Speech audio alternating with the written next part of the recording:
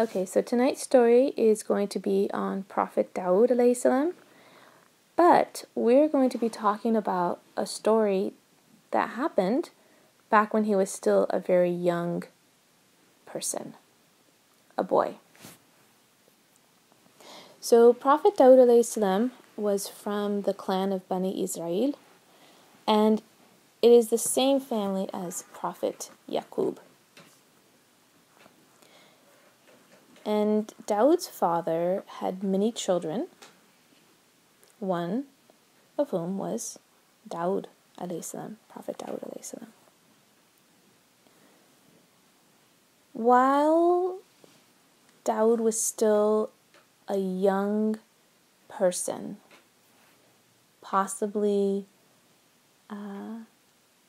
before reaching manhood, but still big enough to go on his own, Dawood alayhi salam's father sent him with the army, the Bani Israel army. And he sent his boy to go travel with them. And this was under the command of King Dawood. He was the brave leader of the Israelites.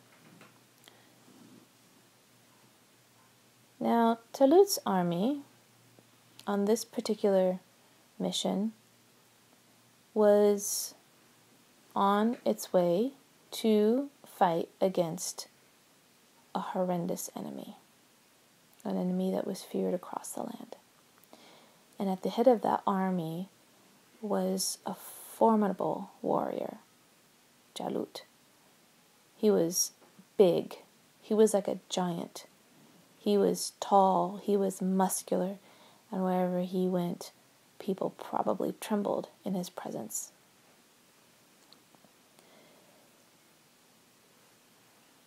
Now, Prophet Dawood alayhi salam, as this boy, was not sent as a fighter or as a member of the army.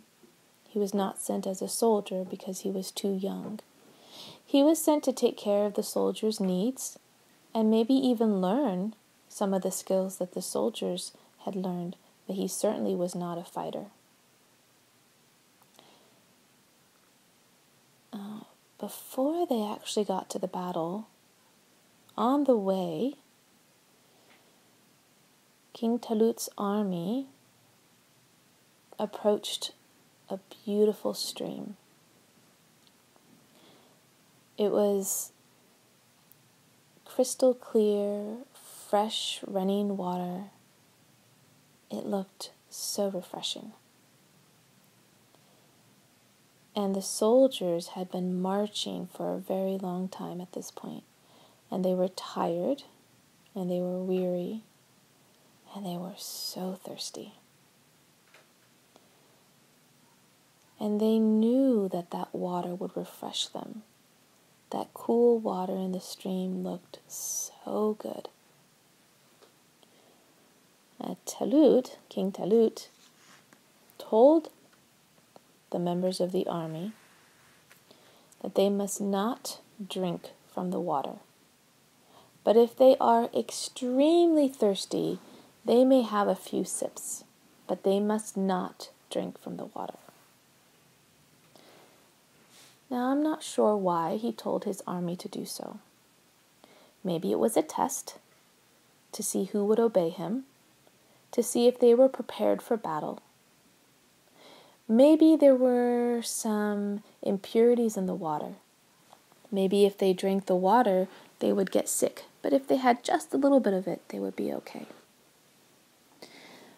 But nonetheless, he told his army not to drink the water, except if they were really thirsty, just a few sips.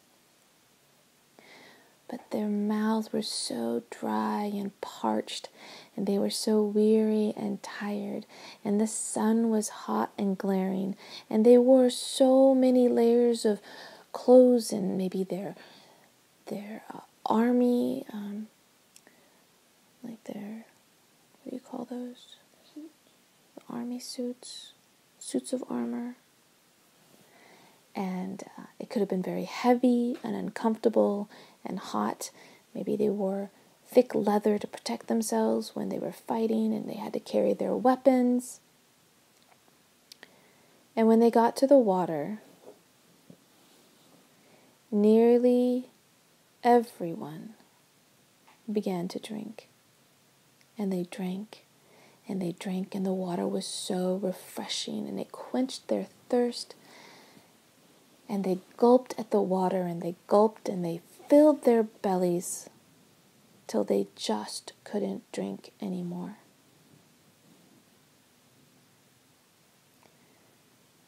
Now, once they were done drinking, they looked at King Talut and the few soldiers, very few in number, who had not touched the water. They were ashamed because they disobeyed the king, and they knew that the punishment would be that they were going to be forced to go home.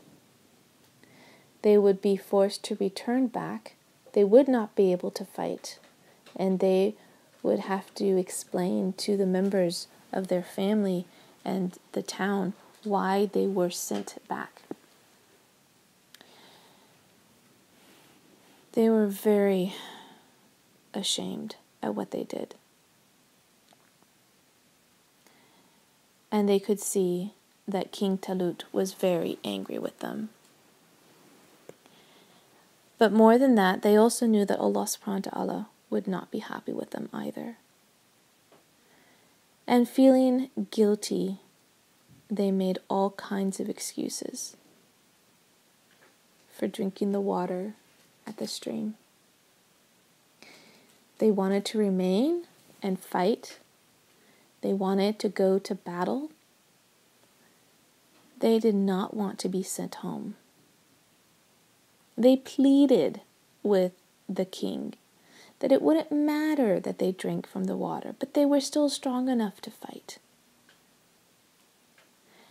And Jalut's forces were huge and powerful and strong, and certainly even with every member of King Talut's army, they barely stood a chance. And now, with so many of the people unable to fight, surely they would lose. But the king refused those soldiers, and they were sent home. And only the few remaining soldiers who had obeyed the king remained, and they marched on into battle. Now, once they arrived, Talut's forces stood small, so small against the giant's army. And Jalut, the giant, laughed at the king's army and laughed at how many had come. And the rest of the giant's army looked over at Dawood alayhi salam and the few remaining soldiers in disbelief. Why would they even come? How could they even fight? Surely they would be destroyed in no time.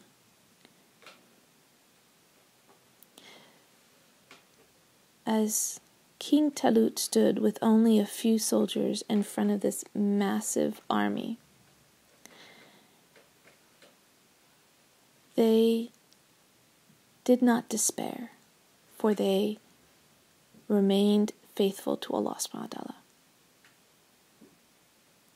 They looked at Jalut's forces, and they were not afraid. They already knew that they were a small army.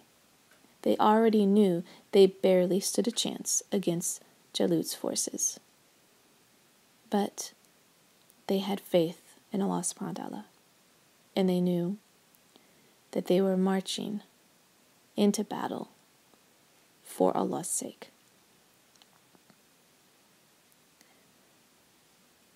But now they had fewer people, fewer soldiers. The army was quite small now against Jalut's army. And yet still they remained strong. How many do you think it was? Maybe originally every one fighter had to fight 10 of Jalut's army. And now there were so few people that maybe every one of Talut's army had to fight 10 or 20 of the enemy's army. One person fighting 20 people. Or sometimes one person having to fight 30 people. It's nearly impossible. But Talut's army refused to retreat. They refused to back down. As they prepared for battle, a voice roared on the other side, and it made everyone stop and tremble and look. Everyone turned around to face the massive giant Jalut.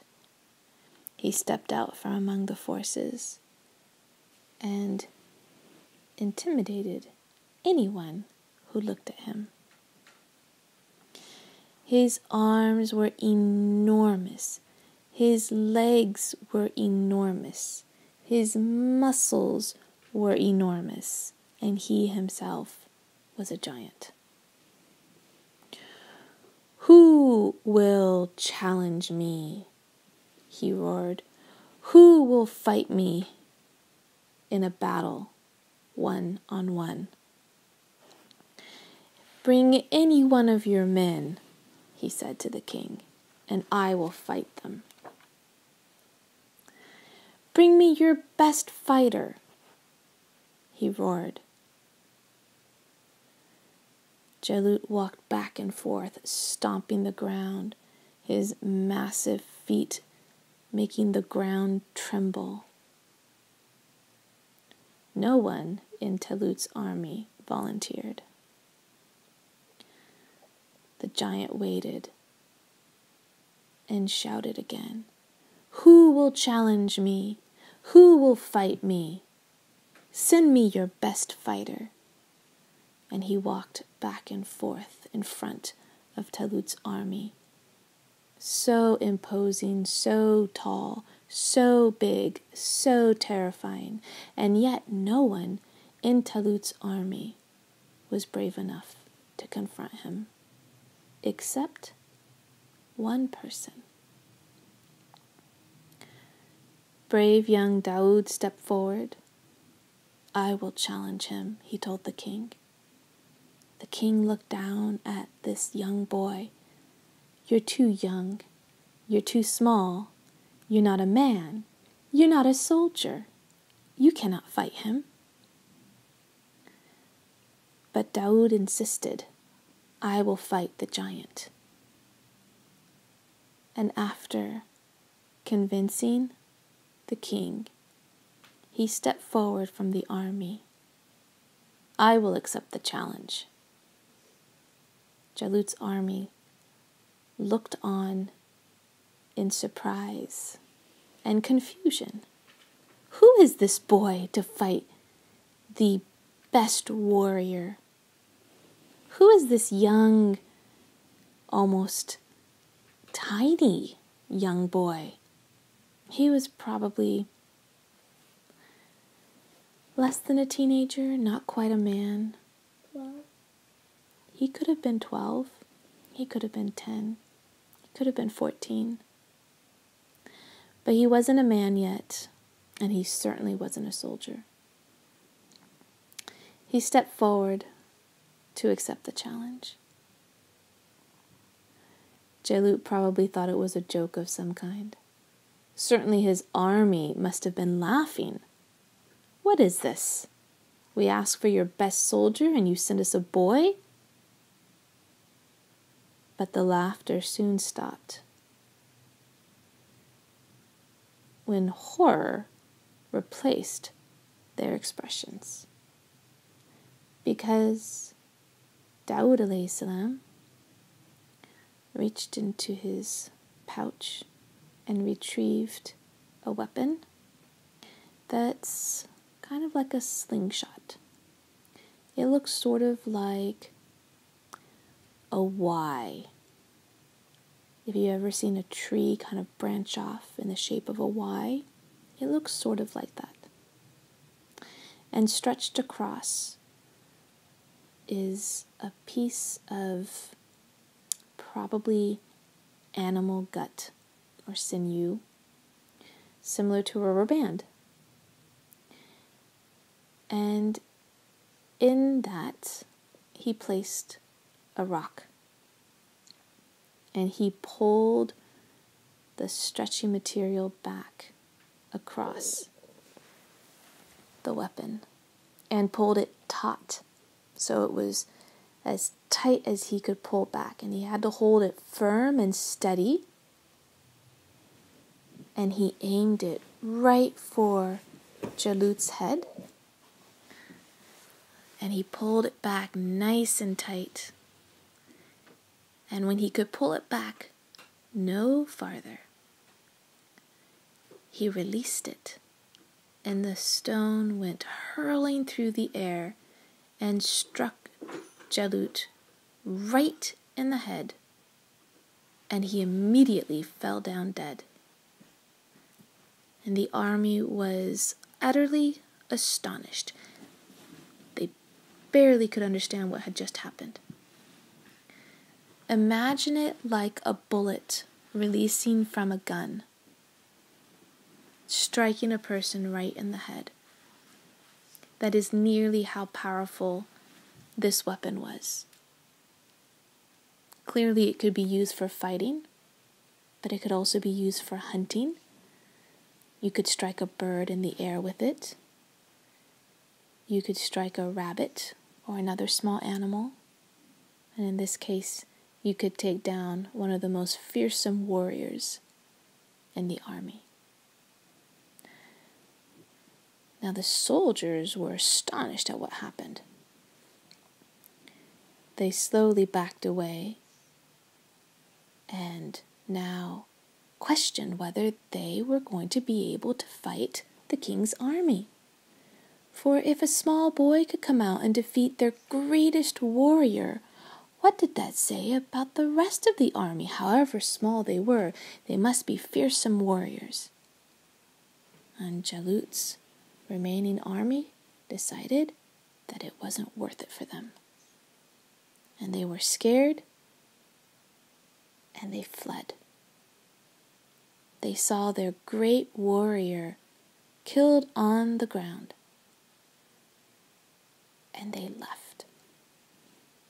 And that is how Prophet Dawood alayhi salam defeated one of the greatest warriors of his day, and how not a single person in his army perished.